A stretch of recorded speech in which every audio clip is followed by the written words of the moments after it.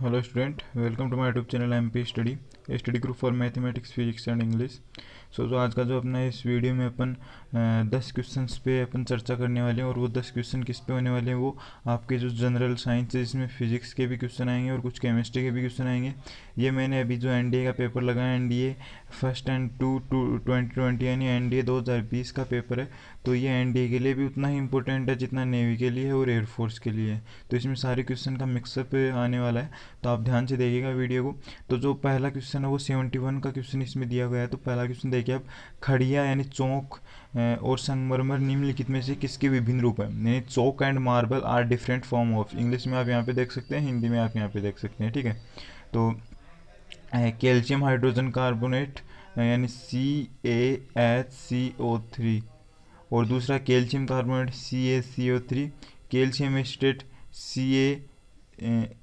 Ca2CO, ठीक है, और सोडियम कार्बोनेट Na2CO3। समझ में आई आपको बातें।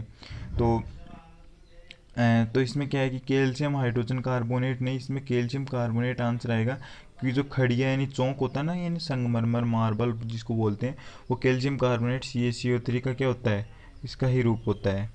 अब आगे सेकंड क्वेश्चन आता है, N2 सेल यानी सेल में इलेक्ट्रॉनों की अधिकतम संख्या कितनी होती है। तो the number of maximum electron in an shell is, तो आपको होता है कि 2n² होता है किसी भी मतलब जो सेल होती है कोष में इलेक्ट्रॉनों की अधिकतम संख्या।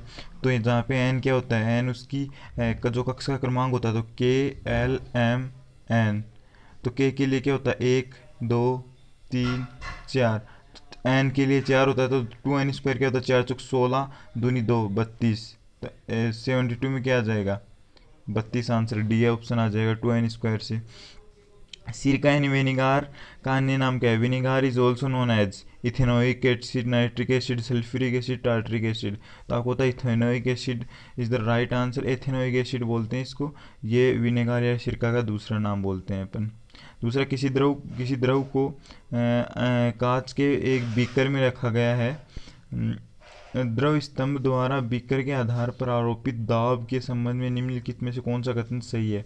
A liquid is kept in a glass beaker, which one of the following statement is correct regarding the pressure exerted by the liquid column at the base of the beaker।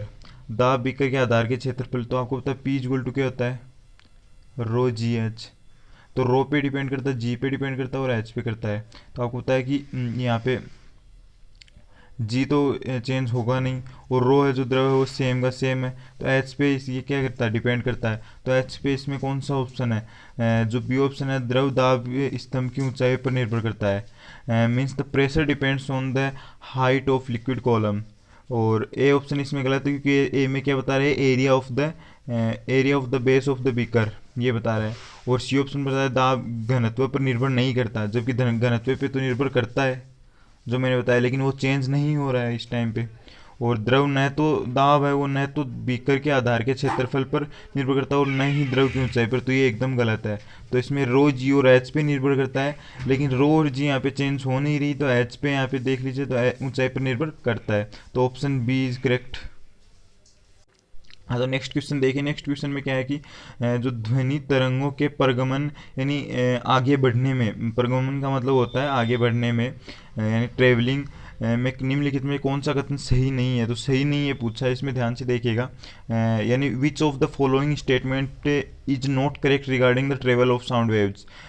Option A, ध्वनि तरंगें पानी से होकर गुजर सकती है, और option B, हवा से गुजर सकती है, इस्पात तरंग से गुजर सकती हैं, और निर्वात से होकर गुजर सकती है। तो आपको पता है कि ध्वनि तरंगें हैं वो ठोस, ध्रुव और गैस तीनों से होकर गुजर सकती है, लेकिन निर्वात से होकर नहीं गुजर सकती, मतलब वैक्यूम से होकर नहीं गुजर सकती। तो ऑप्शन डी यहाँ पे गलत होगा, और इसमें गलत ही कथन पूछा है, यानी नॉन करेक्ट स्टेटमेंट क्या है, D, that sound wave can travel through vacuum, यानी साउंड वेव है वो निर्वात से होकर गुजर सकती है। तो ऑप्शन डी, यानी इसमें ये ऑप्शन गलत है, तो ये ऑप्शन इसका राइट आंसर होगा, ठीक है।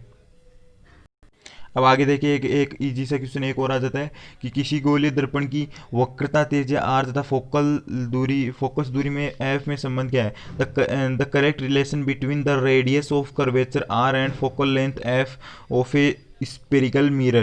तो F R is equal to 2f। तो ऑप्शन बी इसमें सही आंसर होगा। ऑप्शन सी, सॉरी 87 का क्वेश्चन क्या है, यानी आपका 7th नंबर का क्वेश्चन क्या है। इसमें आपका अगला 6 नंबर का क्वेश्चन है। इसमें अपन टॉप 10 क्वेश्चन की बात कर रहे हैं। तो इसमें कांच के गिलास में पानी के अंदर रखा हुआ नींबू अपने वास्तविक आकार से बड़ा दिखाई देता है, ऐसा किस कारण से है। A lemon kept in water in the glass tumbler appear to be large than its actual size because reflection of light, scattering of light, refraction of light, polarization of light, यानी प्रकाश का परावर्तन, प्रकीर्णन, अपवर्तन और ध्रुवीकरण। तो आपको इसका आंसर पता होगा।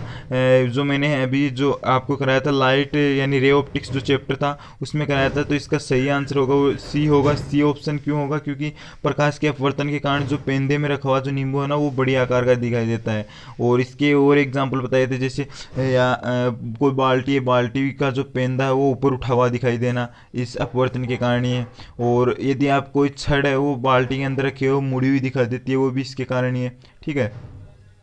अब एक आगे एक बायोलॉजिकल क्वेश्चन आ जाता है कि एक पतली झिर्री से होकर प्रकाश नेत्र में प्रवेश करता है, इस झिल्ली को क्या कहा जाता है। रेटिना, कॉर्निया, पुतली, आइरिस। तो light इंटर्स the I through a thin membrane cold retina, cornea, प्यूपिल, iris. तो आपको पता है कॉर्निया होती है, कॉर्निया से प्रकाश से सबसे पहले ने जो आपकी आई होती है, आँख होती है, उसमें प्रवेश करता है। अब आगे एक और क्वेश्चन आ जाता है इसमें कि उस वैज्ञानिक का नाम जिसने सूर्य से प्रकाश का स्पेक्ट्रम ज्ञात करने के लिए पहली बार कांच के प्रिज्म का उपयोग किया। सीवी रमन, लॉर्ड रेले, आइजक न्यूटन और एस चंद्रशेखर। तो इसमें ऑप्शन सी करेक्ट होगा। जो आपका आइजक न्यूटन है उन्होंने सबसे पहले क्या किया था, जो प्रिज्म का उपयोग किया था। आगे एक लास्ट क्वेश्चन आता है, 10th नंबर का क्वेश्चन आता है। इसमें क्या है कि एक औद्योगिक प्रशीत्र यानी रेफ्रिजरेटर जो 10 घंटे प्रतिदिन 30 दिनों के लिए कार्य करने पर 5 किलोवाट पावर शक्ति का उपयोग करता है को परिचालित करने के लिए ऊर्जा का मूल्य होगा। तो दिया गया है कि प्रति किलोवाट घंटा ऊर्जा का प्रभार यानी जो खर्च हो इतना है। तो आप इंग्लिश में पढ़ना, इंग्लिश में देखो ये ज़्यादा समझ में आएगा। और इस क्वेश्चन के बारे में लोगों को बहुत सी राइवलरी सी है, तो आप उसको देखिएगा एक बार। तो इसमें क्या है कि in the cost of energy to operate an industrial refrigerator that consume 5 kilowatt power working 10 hour per day. तो इसमें देखो क्या है कि आप ये सोच सकते हो, और मैं आप ही नहीं कई एजुकेटर ये सोचेंगे कि 5 किलोवाट है वो 1 घंटे के लिए है। लेकिन यहाँ पे देखो सीधा सीधा लिख रहेगा 5 किलोवाट पावर वर्किंग 10 आवर, यानी 5 किलोवाट वो शक्ति जो आपकी ऊर्जा है, जो पावर है, शक्ति है, वो 1 घंटे काम करने के लिए नहीं 10 घंटे काम करने के लिए लगाएगा। तो यहाँ पे 10 घंटे के लिए वो कितना करेगा, 5 किलोवाट। ठीक है। तो 10 घंटे एक दिन में चलाता है तो 5 किलोवाट, यानी एक दिन का 5 किलोवाट हो जाता है उसका। और उसको 30 से आप मल्टीप्लाई करोगे तब 150 आएगा। 150 किलोवाट एक महीने का, क्योंकि एक दिन में आपका कितना चलाएगा, वो 5 किलोवाट चलाएगा। अब 150 को अगर आप 4 से मल्टीप्लाई करोगे यानी 4 रुपये के हिसाब से, तो 600 रुपये आएगा। और कई इसमें क्या सोच सकते हैं कि 5 किलोवाट 1 घंटे के लिए, तो 10 घंटे के लिए 50,